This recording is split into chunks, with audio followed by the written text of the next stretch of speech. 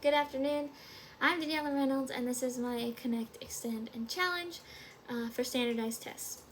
So what I'm going to be doing here is kind of going through my notes and looking over the PowerPoint just to kind of, if you see my eyes wander this way, that's what I'm doing.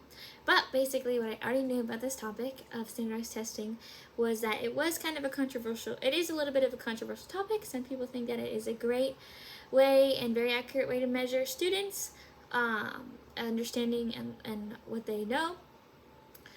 And some people think it's a horrible way because how can one test analyze a bunch of different dynamic, unique individuals and be able to handle all the needs that they'll have that possibly could be disabilities or they're language learners or so on. And so I was aware of that ahead of time, and then I was also aware that when it comes to infancy through preschool, it's difficult to have a standardized test for them to assess their knowledge and understanding of skills and topics, just because they're so young and their attention span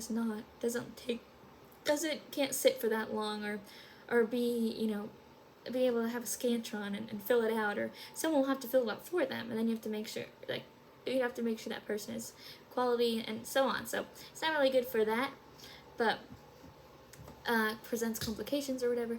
But it is good can be beneficial for diagnosing or finding developmental delays or disabilities, so that it can be catched early to be able to assist the student as they grow, so that during their education they'll have the tools and the help and to be able to support them, support their journey. And then I guess moving on to extend. Oh, before I go to that, I guess I'll just share my experience with standardized testing. My experience is just as a student, I haven't ever been able to given out standardized tests to students or have used them in the classroom, but as a student myself, I just knew they were used to basically kind of compare and understand the level of student knowledge on topics like math, science, and reading and stuff like that, and could basically compare the student understanding with the school level of school quality, and use these tests to compare it with other schools and students within the state. And that's all I was really aware of, for the the SATs, the Florida, those old Florida tests that are no longer even named anymore for this day and age. And then I guess what I learned moving forward is that I was only aware of that kind of test, but I learned that there was achievement tests, aptitude tests, and intelligence tests. Heard of these things, but didn't really know what they were for. But an achievement test is more specific to the one that I just described, my previous experience, that it focuses on specific skills and knowledges, and basically measures the mastery of a subject. So mastery mathematics, and certain objectives for math, and then or reading, and making sure certain objectives for reading are getting conquered or whatever. And this would be a test that a student takes at the end of the course to make sure that they've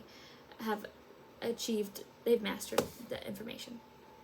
Then an aptitude test is not so much a measure of the knowledge of something or whatever, but it's more of a measure of it's more of a measure of the strength of the student on how well they are in a particular skill, rather than just assessing all the things that they know, but actually if they can produce it. And then intelligence tests are more of a diagnostic test for intellectual disabilities or intellectual potential, able to diagnose if a student needs help in an area or needs to be more challenged in another. Yes, and then last thing I learned more about is basically I learned a lot about the way a standardized test is assembled and basically kind of judged to be able to be out there and be used as an assessment form or assessment. And then I also learned, which I kind of already knew, I could kind of put it in between connect and extend, but then I also learned more about validity and reliability. And that validity is the degree to which the test serves the purpose for which it is intended to be used, and the extent to which the test is stable or consistent. And I learned more about what makes it, how they kind of make it that way, how they make sure that it has content and construct validity, and then also about alternative forms and split half reliability and test retest reliability, and the way that they measure or get the norms for the tests so that they can compare it to as they continue to test more populations of students and so on, and what is ideal for that standardized, the ideal characteristics for that standardized test. Overall, though, I would say some challenges that I feel is I just, maybe I didn't see it in the chapter or something, but I don't know why how did standardized tests become so prevalent today in our public school system. I think another challenge is, like, for teachers, how do we educate students to be prepared for these standardized tests? Because students are dynamic and all unique individuals, and some struggle with tests and some excel at them. And so how as teachers can we be there to support them in those understandings, not just teaching them the information to make sure they know it, but can they actually be able to be assessed in this way? And then I think, what was my last? I think those are my two big challenges that I have. I think there was another one, but I don't really remember. But yes, those are my two challenges that I think. Oh, sorry. And then I was aware that tests also are good for pointing out, like, where the areas of weaknesses are for students, but then also for instructional decisions. But then how specific is that pinpointing of where the teacher error is? I think it's really good that it pinpoints the errors of teachers, because we need to reflect and be aware of the areas of our weakness.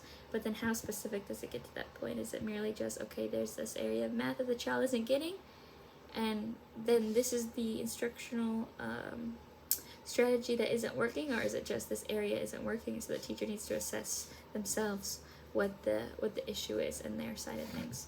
But anyway, that is my Connect, Extend, and Challenge for standardized testing.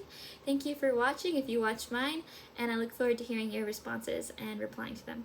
Hope you have a great rest of your day, and see you later. Bye.